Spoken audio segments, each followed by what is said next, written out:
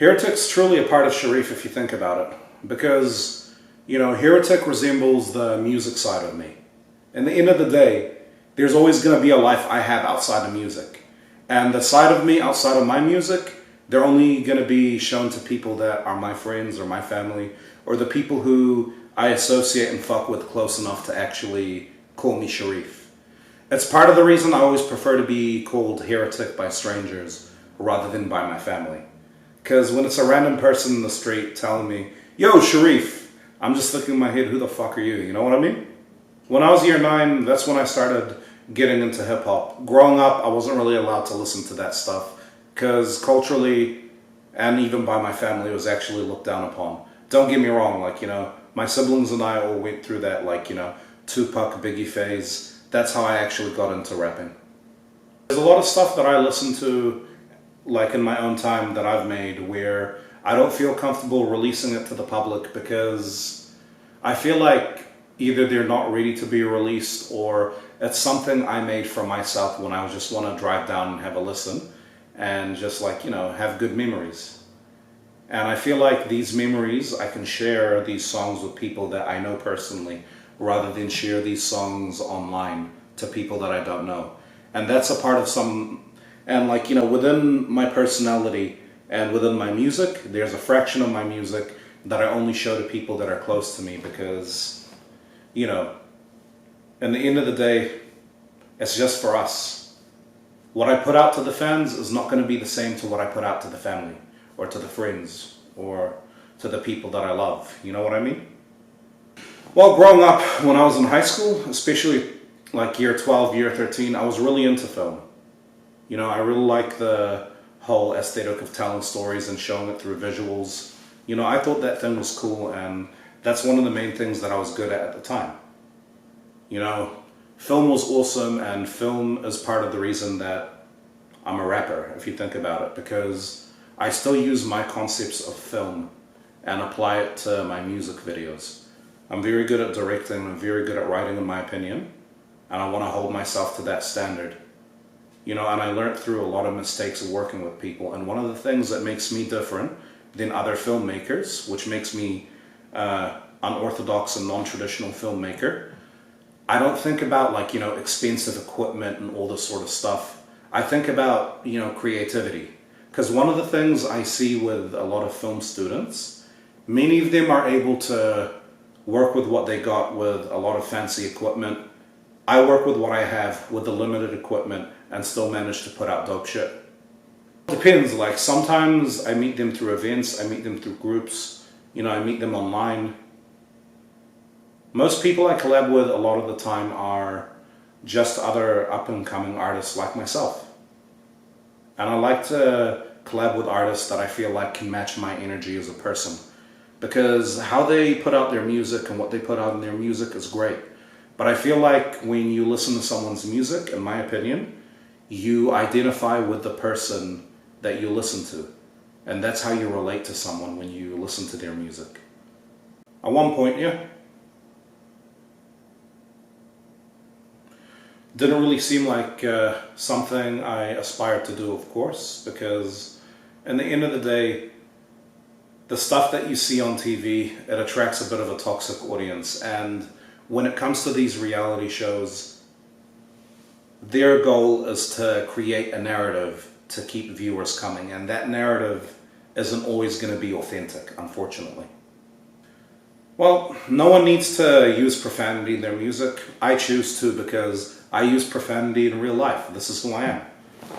At the end of the day, though, if the stuff that you talk about is R-rated or M-rated,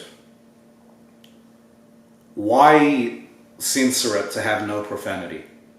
In the end of the day, it's still going to convey the same message. A lot of people see profanity as a form of hostility, but in the end of the day, it's you can say a lot of things that aren't swear words and make it sound bad. I rap from the perspective of someone who's got a twisted sense of humor, someone who's got a twisted way of thinking, and the reason I call it twisted is because other people find it twisted. I don't think it's twisted necessarily, but I grew up socially isolated from other people, didn't have very good social skills growing up, I wasn't exactly a people person. I wouldn't even really call myself a people person now. You know, in the end of the day, it's like I have this kind of personality where I either fuck with you or I don't. And if I don't fuck with you, I'm not gonna try to sugarcoat it around you. I'm not the type of person that has ever tried to audition for anyone's approval. And by anyone, I mean like strangers or people that I don't know or work colleagues, that sort of thing. Oh yeah, definitely. Like, but in the end of the day, I don't stick to cliques. I don't, you know, my loyalty isn't to everyone. My loyalty in the end of the day is to myself and my family.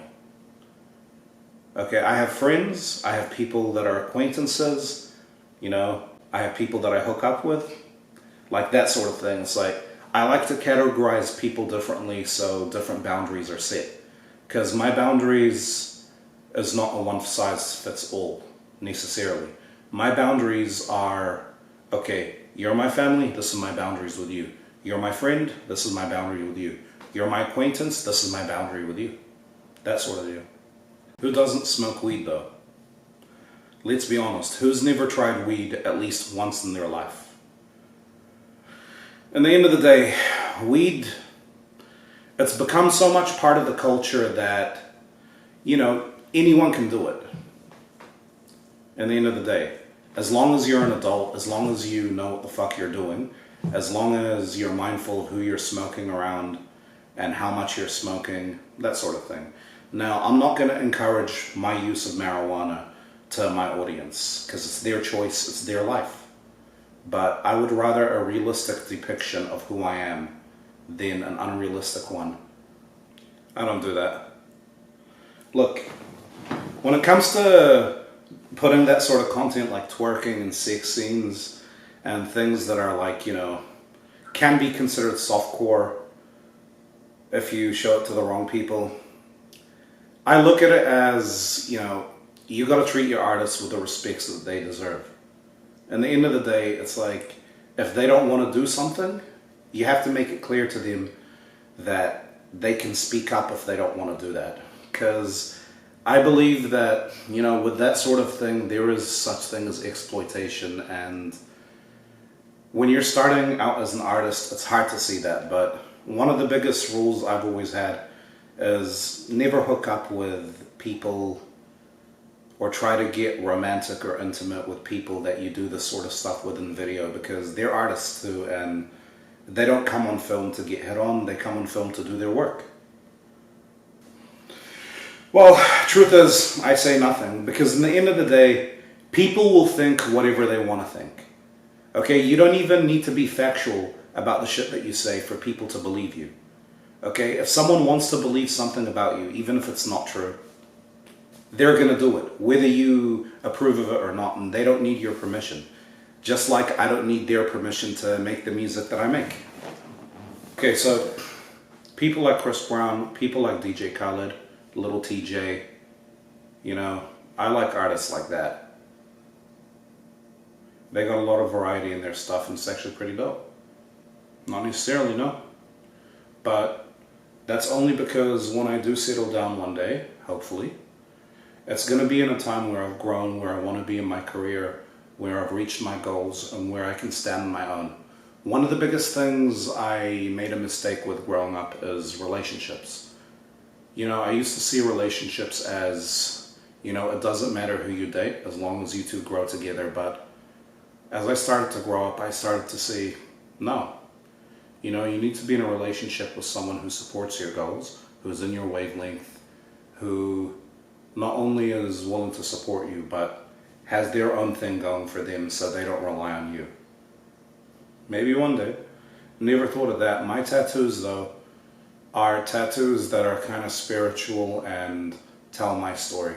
People think tattoos is something you get to look cool. I don't get it for the looks. You know, at the end of the day, tattoos are still looked down upon in society and is still considered taboo. So when I get it, it's for me. Last year we filmed all the footage for it. It's in the making still. It's the song with this really awesome singer. She's really dope, Kathy V. Check her out.